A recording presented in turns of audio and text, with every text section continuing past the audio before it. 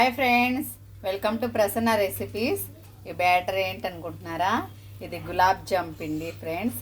ఎప్పుడు గులాబ్ జామ్ వేస్తే అది రొటీనే కదా, ఇది కొంచెం వెరైటీగా ఉండిద్దని ఇలా ప్రిపేర్ చేశాను. చూడండి, ఇలా ఇలా పాలేసి నెయ్యి వేసి బాగా ఇలా కలిపాను. చాలా బాగుంది, చాలా టేస్టీగా ఉంది. దీంతో అప్పం చేశాను, నేను అప్పంలాగా వేశాను. చాలా బాగుంది, చూపిస్తాను. నెక్స్ట్ ప్రాసెస్లోకి వెళ్దాం రండి. చూడండి, ఇలా ఇలా వేసి అప్పచ్చిలాగా ఇలా ఇలా కాలుస్తున్నాను. చూడండి అంత బాగున్నాయంటే చాలా టేస్టీగా ఉంది, చాలా స్మూత్గా. అసలు ఆ గులాబ్ జామ్ ఎలా ఉందో దానికన్నా స్మూత్గా ఉంది.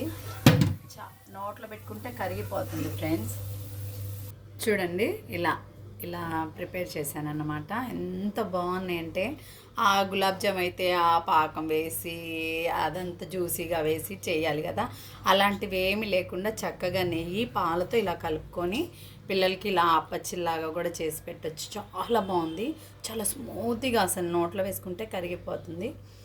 చాలా బాగుంది ఫ్రెండ్స్. ఈ కొత్త రెసిపీ మీకు నచ్చితే లైక్ చేయండి, షేర్ చేయండి, కామెంట్ చేయండి. కొత్తగా నా వీడియోస్ చూసేవారు ఛానల్ని సబ్స్క్రైబ్ చేసుకోండి. నెక్స్ట్ వీడియోలో కలుద్దాం. Bye friends.